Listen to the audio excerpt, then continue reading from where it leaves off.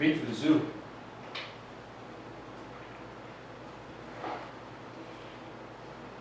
I said I've been to the zoo.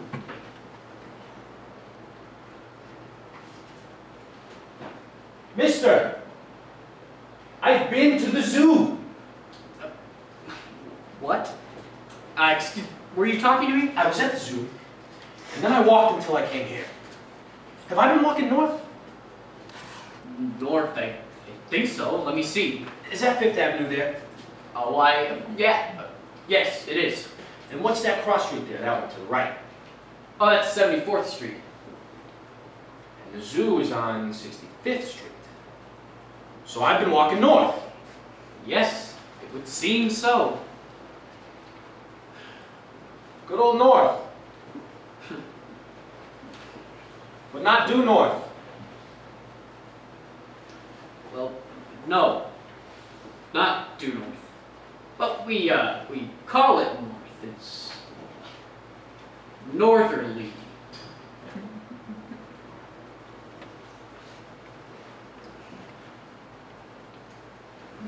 Well, boy, you're not going to get lung cancer from that thing, are you?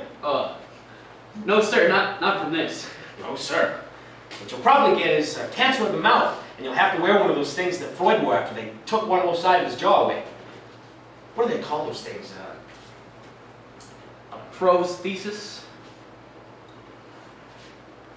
The very thing. A prosthesis. You're an educated man, aren't you? Are you a doctor? Oh, no, I read about it somewhere. Time magazine, I think. Well, Time magazine isn't for blockheads. No, I suppose not. Boy, I'm glad that's 5th Avenue there. Yeah? I don't like the west side of the park much. Oh? Why? I don't know. Oh.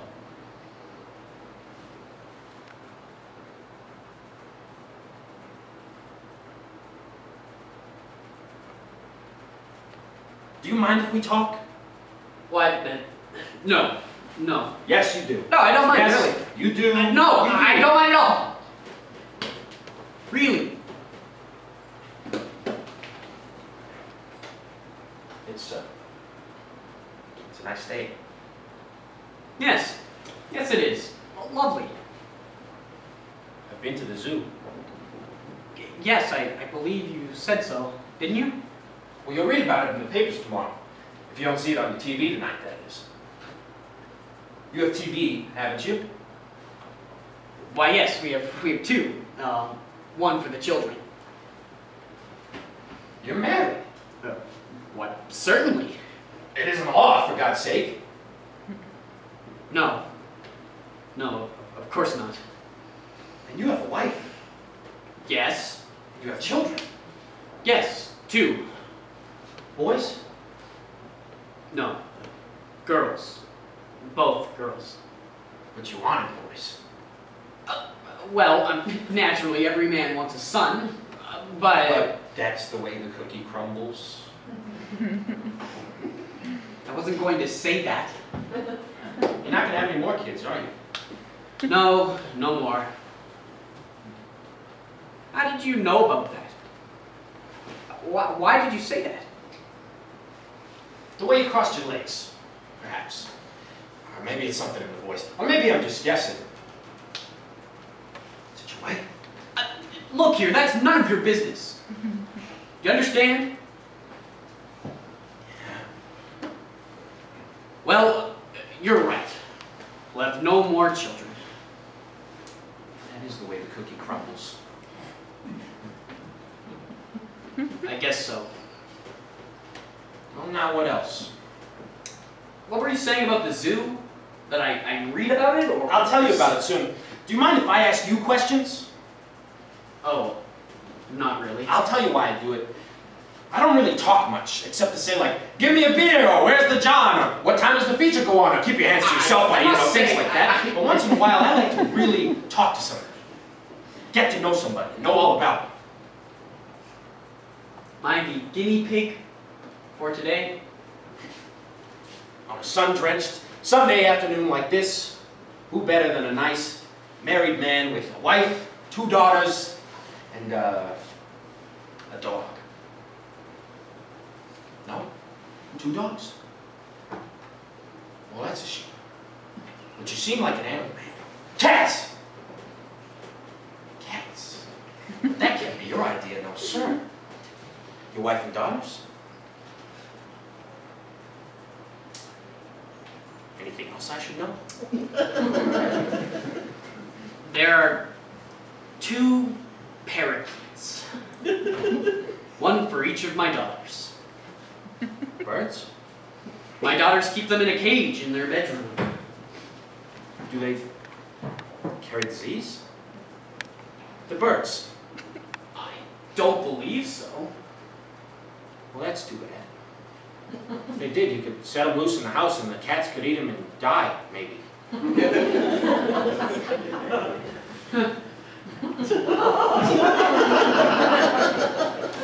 Now, what else? What do you do to support your enormous household? I have an executive position with a small publishing house. We publish textbooks. That sounds nice. Very nice. What do you make? Mouth. Oh, come on. Well, I make around $18,000 a year.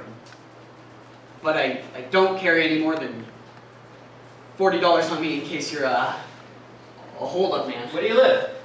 Oh, look, I'm not going to rob you. I'm not going to kidnap your daughters, your cats, or your parakeets.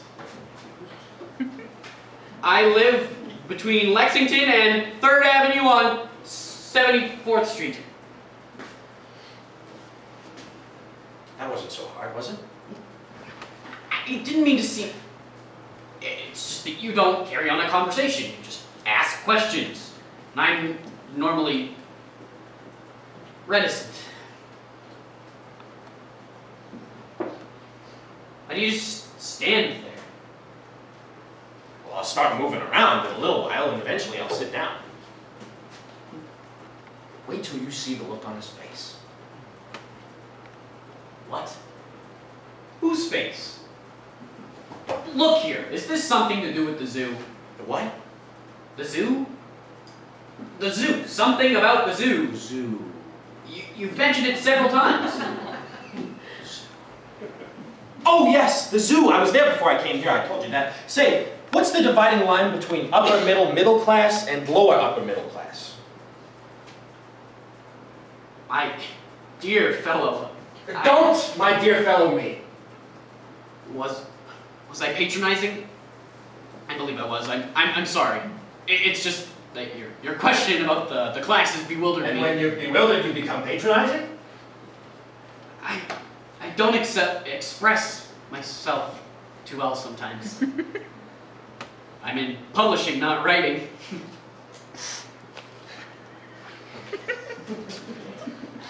So be it. The truth is, I was being patronizing. Now, you needn't say that. All right. Who are your favorite writers? Baudelaire and J.P. Marquand? Well, I like a great many writers. I have a considerable Catholicity of taste. Both men are fine, each in his way. Baudelaire is by far the finer of the two. But Marquand is a place in our national. Skip it. Sorry. You know what I did before I went to the zoo today? I walked all the way up 5th Avenue from Washington Square. All the way. Oh, you live in the village. No, I don't. I took the subway down to the village so I could walk all the way up 5th Avenue to the zoo. It's one of those things a person has to do, you know. Sometimes a person has to go a very long distance out of the way in order to come back a short distance correctly. Oh, I thought you lived in the village. What were you trying to do? Make sense out of things? Bring order? The old pigeonhole bit? Well, that's easy. I'll tell you. I live in a 4-story brownstone rooming house on the Upper West Side between Columbus Avenue and Central Park West. I live on the top floor, rear west. It's a laughably small room, and one of my walls is made of beaver board.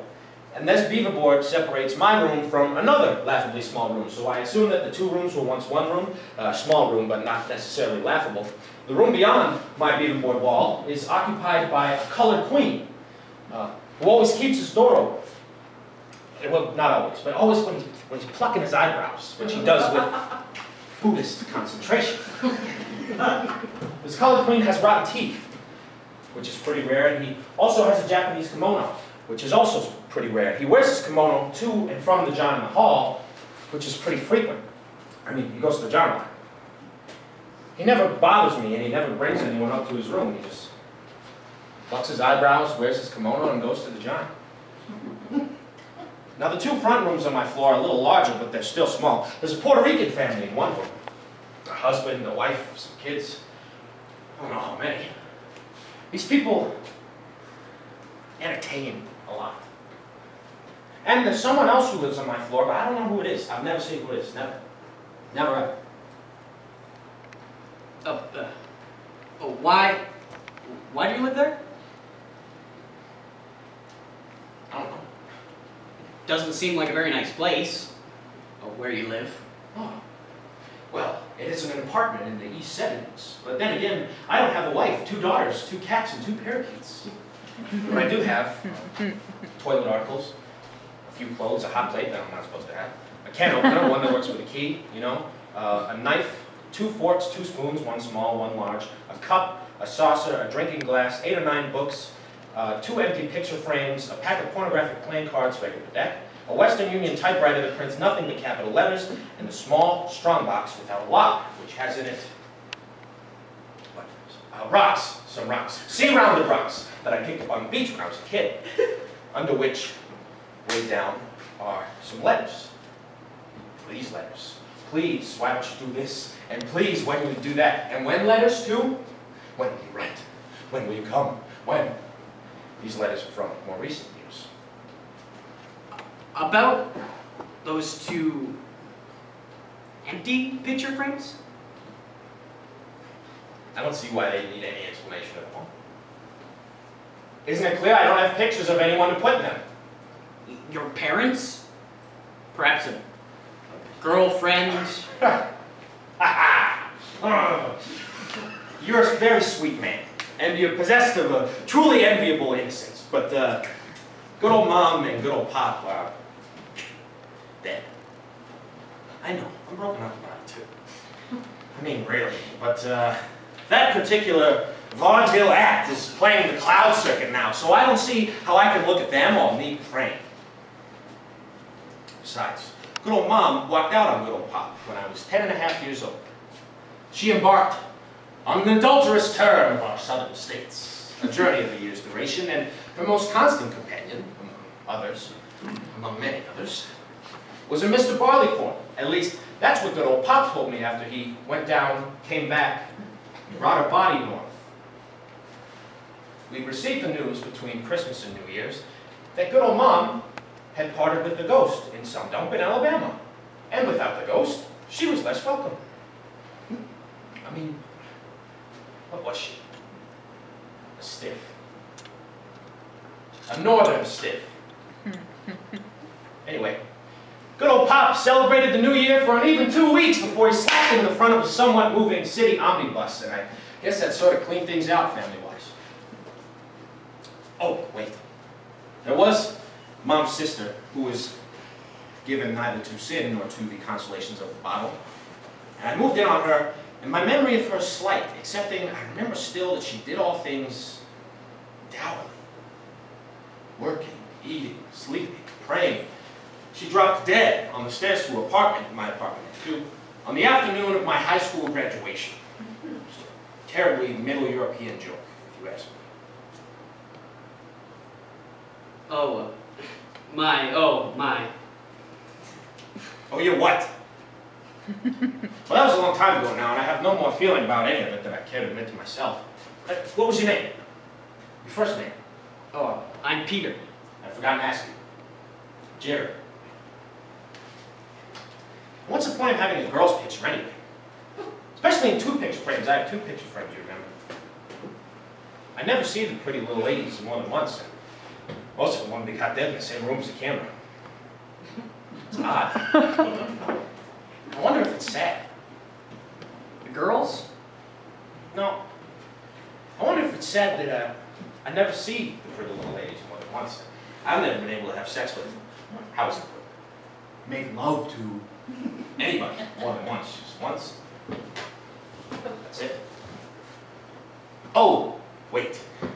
For a week and a half, when I was 15, and I hanged my head in shame that puberty was late, I was homosexual. I mean, I was queer. Queer, queer, queer, with bells ringing and banners snapping in the wind. And for those 11 days, I met with the park superintendent's son, who was a Greek boy whose birthday was the same as mine, except he was a year older.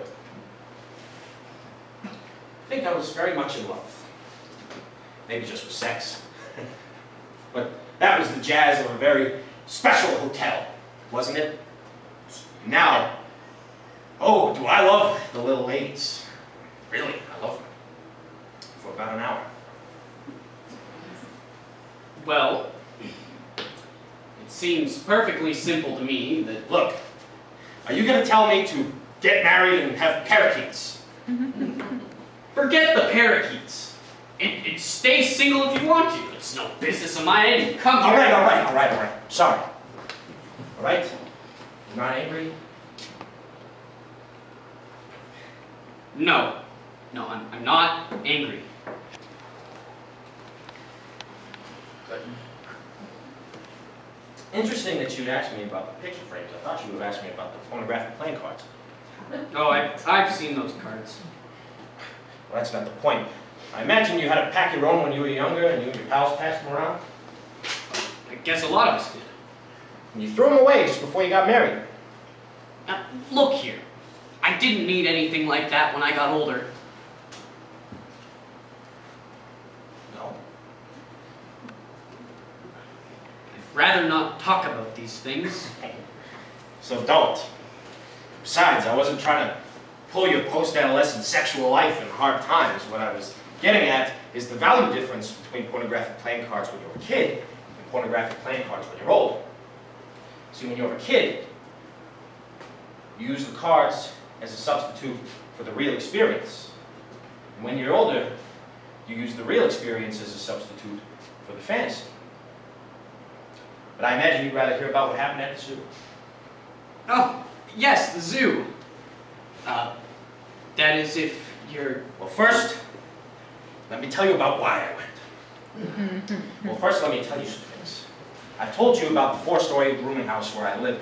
I think the rooms get better as you go down, but I don't know anybody who lives on the 3rd or 2nd floor. Oh, wait, I do know that there's a woman who lives on the 3rd floor. I know this because I can always hear her crying. Whenever I go out or come back in, I can always hear her crying behind the door. It's muffled, but it's very determined. Very determined indeed. But who I've been meaning to tell you about, and all about the dog, is the landlady. And I don't like to use language too harsh in describing people, I don't like to, but a landlady is a fat, ugly, mean, stupid, unwashed, misanthropic, cheap, drunken bag of garbage. And you may notice I very seldom use profanity, so I can't describe her as well as I might. You describe her vividly. Thanks. Anyway, she has a dog, and I will tell you about the dog, and her and the dog are the gatekeepers of my dwelling. I mean, the woman is bad enough. She leans around in the entrance hall, spying to make sure I don't bring in things or people. And after she's had her mid-afternoon pint of lemon-flavored gin, she always grabs a hold of my coat or my arm and pushes me into a corner so she can talk to me. I mean, smell, body, breath, you can't imagine. And somewhere in the back of that pea-sized brain of hers, an organ has developed just enough to let her eat, drink, emit. She has some foul parody of sexual desire. I, Peter, am the object of her sweaty lust. It's disgusting. It's horrible. But I have found a way to keep her off. Whenever she corners me, mumbles about a room and how I should come there, I merely say, "But love, wasn't yesterday enough for you? And the day before. And then she pauses, she sways a little, and it's at this point, Peter, that I think I may be doing some good in that tormented house. A simple-minded smile begins to form on her unthinkable face as she giggles and groans about yesterday and the day before as she believes and relives what never happened. And then she motions to that black monster of a dog she has and she goes back to her room. And I am safe until our next meeting. It's so unthinkable. I find it hard to believe that people such as that really are. It's for reading about, isn't it? Yes. The fact is better left to fiction, Peter. You're right. Well, what I've been meaning to tell you about is the dog. I shall now. Oh, yes, the dog. Don't go. You're not thinking of going, are you? I don't believe so. Because after I tell you about the dog, you know what then? Then, I'll tell you about what happened at the zoo. You're full of stories, aren't you? You don't have to listen. Nobody's forcing you. Keep that in mind. Remember that. I know that. You do? Good. All right. The story of Jerry and the dog. What I am going to tell you has something to do with how sometimes it's necessary to go a very long distance out of the way in order to come back a short distance correctly. But that's why I went to the zoo today, and why I came here. All right. The dog, I think I told you, is a black monster of a beast. Tiny, tiny ears, oversized head, eyes bloodshot, infected, maybe. And a body you can see the ribs through the skin. The dog is black, all black. All black except the bloodshot eyes. And, oh yeah, a red sore on its right forepaw. That's red too. What else? Oh yes. The poor monster, and I do believe it is an old dog. It certainly misused them. Almost always has an erection of sorts. That's right too. What else? Oh yes, there's a gray, yellow, white color when he bares his fangs, like this. Which is what he did the first time he saw me. Now I worried about that animal from the very first minute I met him. Animals don't take to me like St. Francis had birds hanging off him all the time. What I mean is, animals are indifferent towards me, like people, most of the time. But this dog wasn't indifferent. From the very beginning, he'd snarl and then go for me to get one of my legs, but not like he was rabid. You know, he was sort of a stumbly dog, well, but he wasn't half-assed either. It was a good kind of stumbly run, but I always got away. Look, you can see right here where it's mended. He got that the second day that I lived there, but I kicked free and I got upstairs fast, so that was it. To this day, I still have no idea how the other one was mended. You know what I think? I think it had only to do with me. Cozy. So, anyway, this went on for about a week. Always when I came in, but never when I went out. It's funny. Well, it was funny. I could pack up and live in the street for all the dog care. Anyway, I thought about it up in my room one day after I bolted upstairs, and I decided. First, I'll kill the dog with kindness. If that doesn't work, I'll just kill him. Don't react, Peter, just listen. So the next day, I went out and bought half a dozen hamburgers, medium rare, no ketchup and no onion, and on the way home I threw away all the rolls and I kept just the meat. And when I got back to the rooming house, the dog was waiting for me. I half opened the door to the entrance hall, and there the beast was, just waiting for me. I come in, and I set the meat down about 12 feet from where the dog is sitting. He stops snarling, he sniffs, moves slowly, and then faster towards the meat. But when he got to it, he stopped, and he looked at me, and I smiled, but tentatively, you understand. And then back down to the meat, and then... He tore into him. It was like he'd never eaten anything in his life before except like garbage. Which, you know, very well might have been the truth. I don't think the landlady ever eats anything but garbage. But he ate all the hamburgers. I mean, making sounds in his throat like a woman. And after he finished with all the meat, and almost all the paper too, he looked up at me, and he smiled. I think he smiled. I know cats do. It was a very gratifying few moments. And then bam! He went after me, but he didn't get me this time either. So after I'd gone back upstairs to my room, I started to think about the dog again. You know, to be honest, I was offended. And I was damn mad too. It was 6 perfectly good hamburgers with not enough pork in them to make them disgusting. It means I was offended. But I decided to keep at it. I mean, when you think about it, this dog had what amounted to be an antipathy towards me. I wondered if I might overcome this antipathy. So I kept at it for 5 more days, but it was always the same. Snarl, stop, sniff, move faster, stare, gobble, smile. Bam! Well, by this time, Columbus Avenue was strewn with hamburger rolls, and I was less offended than disgusted. So I decided to kill the dog. But don't be so long, Peter. I didn't succeed. Anyway, on the day I decided to kill the dog, I bought what I thought was a murderous portion of rat poison. And I went to the hamburger vendor and I asked him not to bother with the rolls. All I wanted was the meat. And I expected some reaction from him, you know, like, hey, we don't sell no hamburgers without the rolls. What do you want to do? Eat it out your hands? But no, he looked at me and he smiled benignly. He handed me the hamburger and wax paper and he said, a bite for your pussycat. And I wanted to say, no, it's actually part of a plan to poison the dog I know. But you can't say a dog I know without sounding funny. So I said, a little too loudly and a little too formally, I'm afraid, yes! A bite for my pussycat! People looked up. I mean, that always happens when I try to simplify things. People look up. But that is neither hither nor thither. So I got back to the rooming house. The dog was waiting for me. I had kneaded the hamburger and the rat poison between my hands, which had made me feel almost as much sadness as disgust. So I set the poison patty down, and I sat back on the stairs, and I watched. Poor bastard. He never knew that the time he took to smile was enough time for me to get out of range.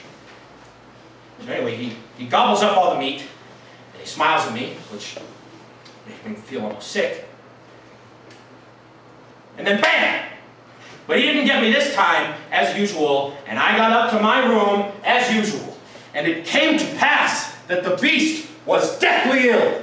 I knew this because he no longer attended me, and because the landlady so found. She confronted me on the evening of the attempted murder, and confided the information that God struck her puppy dog and surely fatal blow.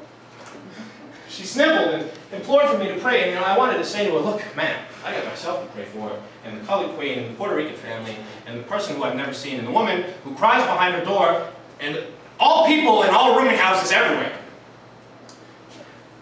Besides, madam, I don't understand how to pray. But to simplify things, I told her I would pray. She looked up. She told me that I was a liar, and that I probably wanted the dog to die. And I told her, and there's so much truth here, Peter, I told her that I didn't want the dog to die. Didn't. And not just because I poisoned him. I'm afraid that I must tell you that I wanted the dog to live so that I could see what our new relationship might come to. Please understand, Peter, this sort of thing is important. Believe me, it is important. We have to understand the effect of our actions. Anyway, the dog lived. I have no idea why, unless he's a descendant of the puppy that guards the gates of hell or some such resort. I'm not up on my mythology. Are you? At any rate, Peter. And you've missed the $8,000 question here, Peter. At any rate, the dog recovered his health, and the landlady her thirst, in no way altered by her bow wow's deliverance. So one day, After a movie that I'd seen on 42nd Street, or a movie that was very much like a movie I'd already seen, after the landlady told me that Puppykins was better, I was so hoping that the dog would be waiting for me. I was enticed, fascinated, heart-shatteringly anxious. I was heart-shatteringly anxious to confront my friend again. Yes, Peter. Friend. That's the only word for it. I was heart-shatteringly, etc., to confront my doggy friend again. So anyway, get back to the rooming house. The dog is sitting there waiting for me.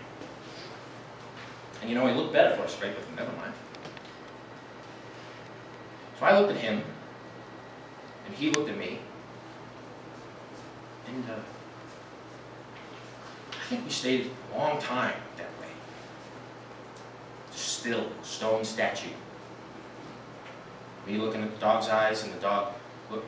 I mean, I can concentrate longer looking into a dog's eyes than a dog can concentrate looking into mine. Or anyone's eyes, for that matter. But for those 20 seconds or 2 hours that we stared at each other, we made contact. Now here's what I had wanted to happen. I love the dog now, and I wanted him to love me. I hoped. I have no idea why I thought the dog would understand anything, I mean, much less my motivations. It's just that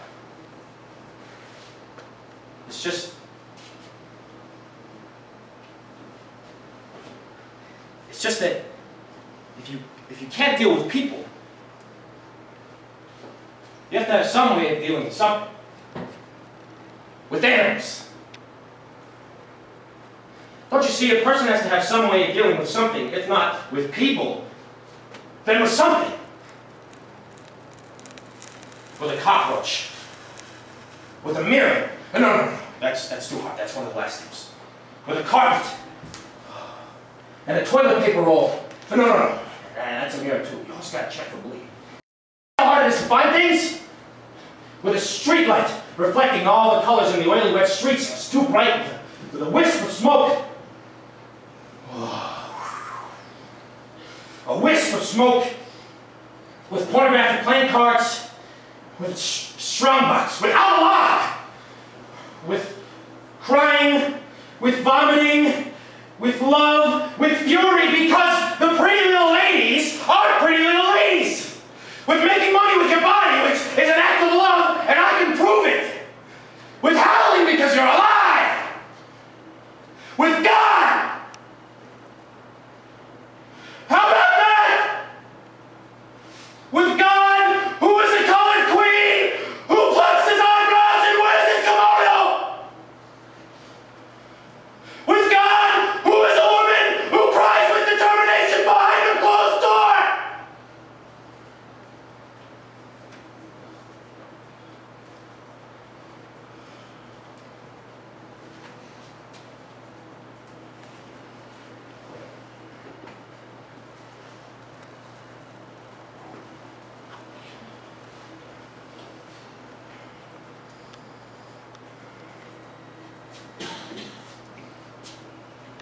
With God, who, or so I'm told, turned his back on the whole thing some time ago. And wherever better in this humiliating excuse for a jail, where better for a beginning than in an entrance hall. Where? It would be a start. Where better to find the beginning and to find understanding and just to possibly be understood. The beginning of understanding than with a dog.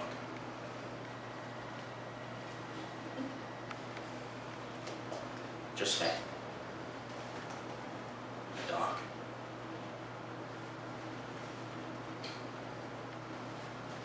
A dog.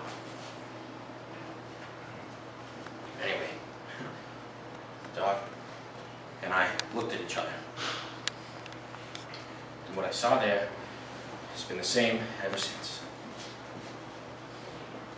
Whenever we see each other, we regard each other with a mixture of sadness and suspicion. And then we feign indifference. We don't understand. I mean, it's very sad. You have to admit, it is an understanding. We have reached a compromise, more of a bargain.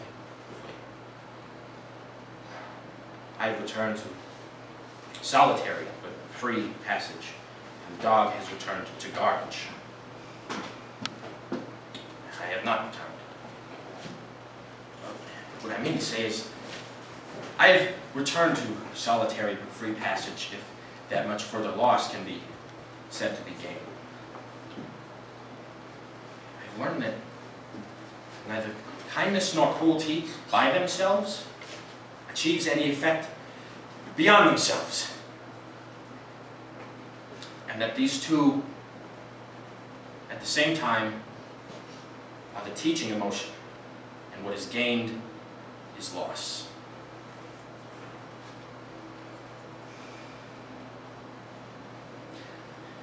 And was trying to poison the dog not an act of love? And one of the dog's attempts to bite me, not an act of love. And if we can so misunderstand, then why we invented the word love in the first place?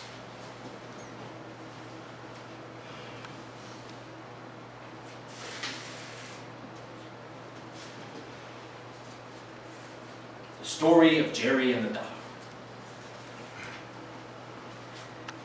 The end.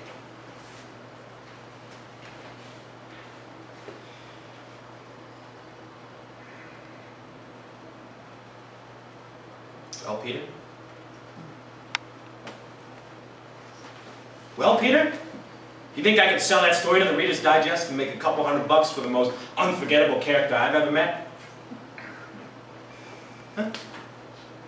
Come on, Peter, tell me what you think. I don't understand. I don't think I... Why are you telling me all of this? Why not?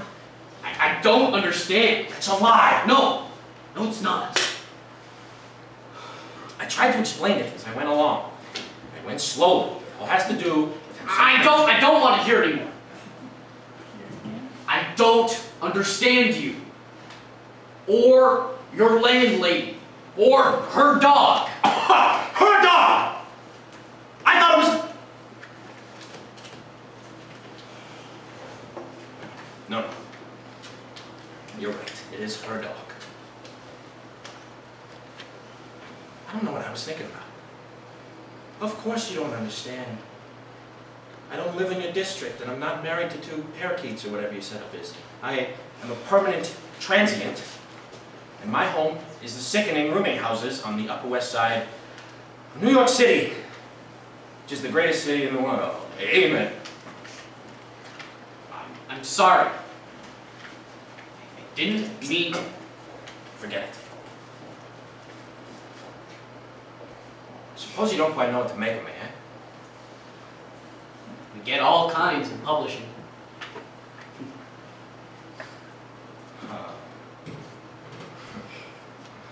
You're a funny man.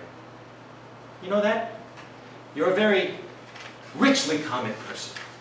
No, not really. Peter, do I annoy you or confuse you? Well, I must confess that this was not the afternoon I was anticipating.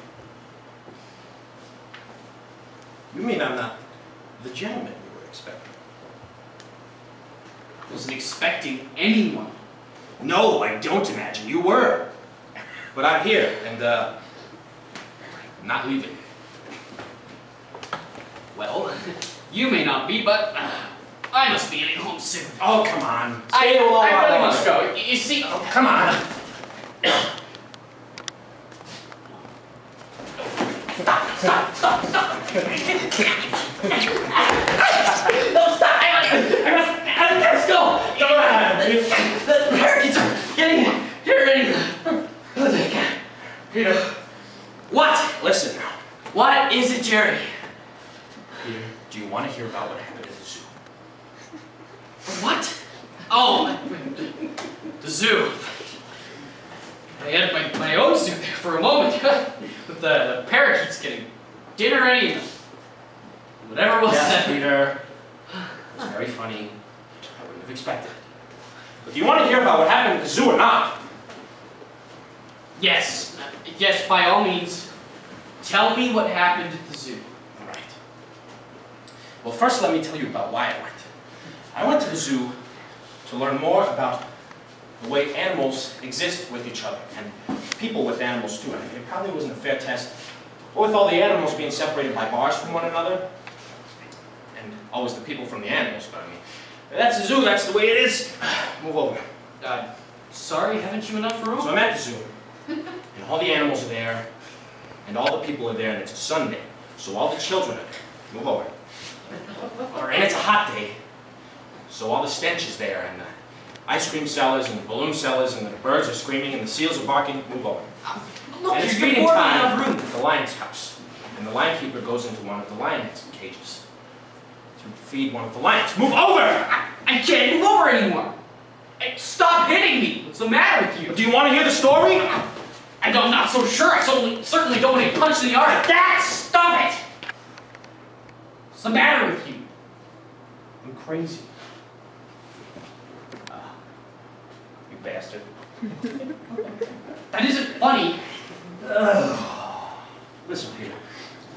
I want this bench. Now you go sit on that one over there, and if you're good, I'll tell you the rest of the story. But whatever for? What's the matter with you? Besides, I see no reason why I should give up this bench. I sit on this bench almost every Sunday afternoon in good weather. It's secluded here. There's never anyone sitting here. So I have it all to myself. Get off this bench, Peter. I want it. No. I said I want this bench, and I'm going to have it. Now get over there. People can't have everything they want. You should know that. It's a rule. People can have some of the things they want, but they can't have everything.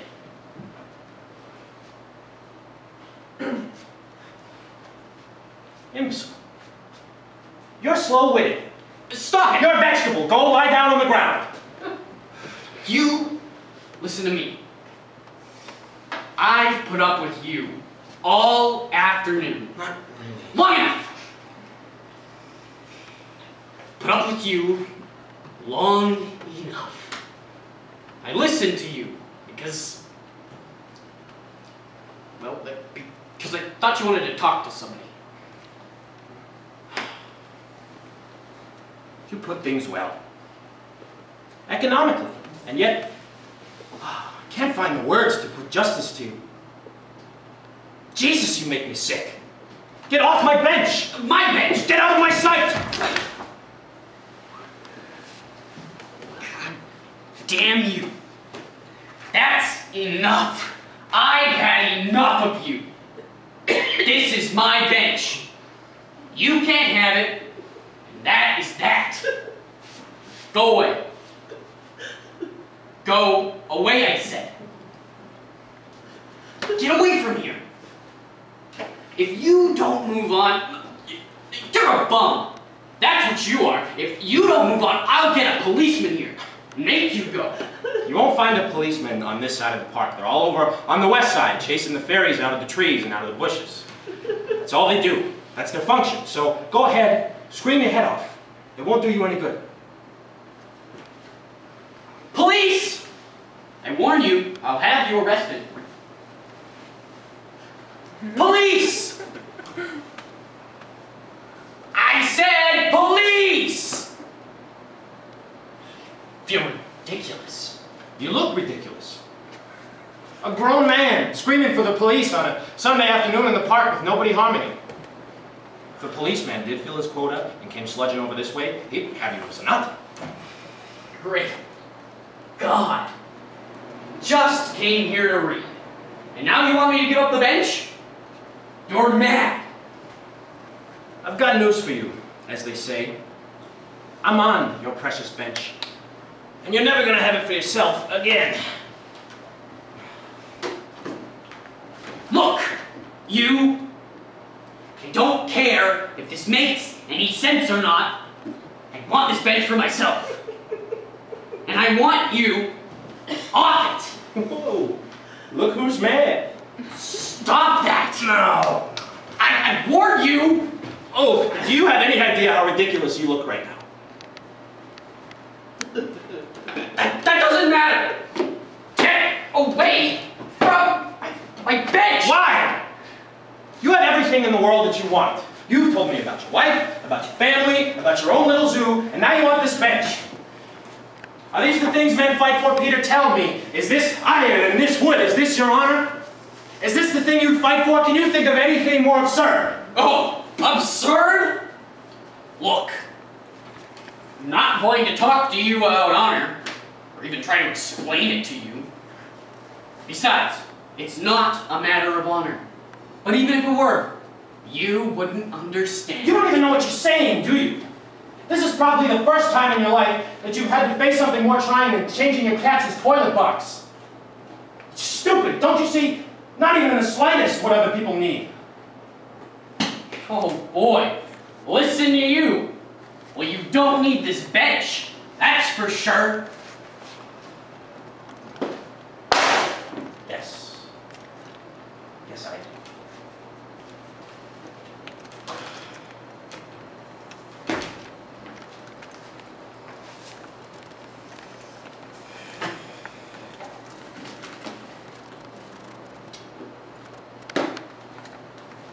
I've come here for years. I've had hours of great pleasure, great satisfaction right here. And that's important to a man. I am a responsible person. And I am a grown-up. This is my bench. You have no right to take it away from me. Fight for it then. Defend yourself. Defend your bench. Fine. You've pushed me to it. Stand up and fight. Like a man? Yes, like a man, if you insist in mocking me further. You know, Peter, you may be a vegetable and a slightly nearsighted one, I think. Stop it! But, you know, as they say on TV all the time, Peter, and I mean this, you have a certain dignity about you. It surprises me. That's enough! All right, Peter, we'll battle for this bench. But we're not evenly matched. You're mad. You're stark red, you're mad. You're going to kill me! There you go. Pick it up. That way you'll have the knife and we'll be more evenly matched.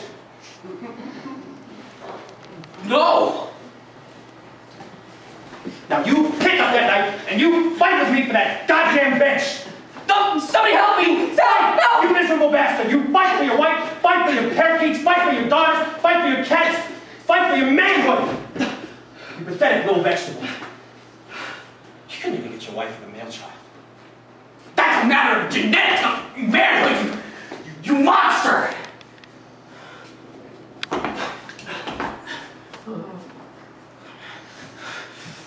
Look! I'll give you one last chance. Get away from here and leave me alone.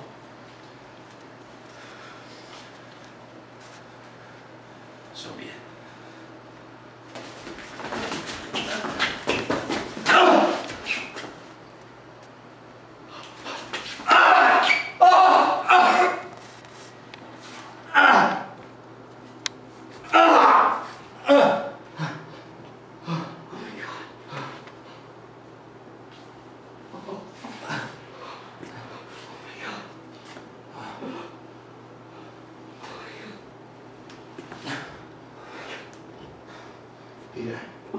Oh you very much. Oh, Peter, I was so afraid she would go away and leave me. But now I'll tell you about what happened at the zoo. I think while I was at the zoo, I decided I would walk northerly, rather, until I came here. And I would tell you things. And these things that I would tell you, well, yeah, here we are. You see, here we are. I planned all this. I don't think so, but I think that I did. And now I've told you everything you wanted to know. I told you about the zoo and the face that you'd see on TV tonight. And the face that I told you about, it's my face, Peter. It's the face you see right now. I came unto you, and you have comforted me, dear Peter. Wait, you better get out of here. Someone's going to be by here soon, and you don't want to be here when anyone comes.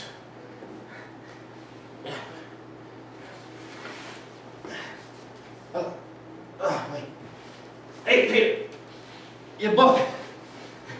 You left it on your bench, or my bench, rather. There you go. There you go. Go. And you know what, Peter? It's all right. You're not a vegetable. It's all right. You're an animal. You're an animal too. Go on. Look.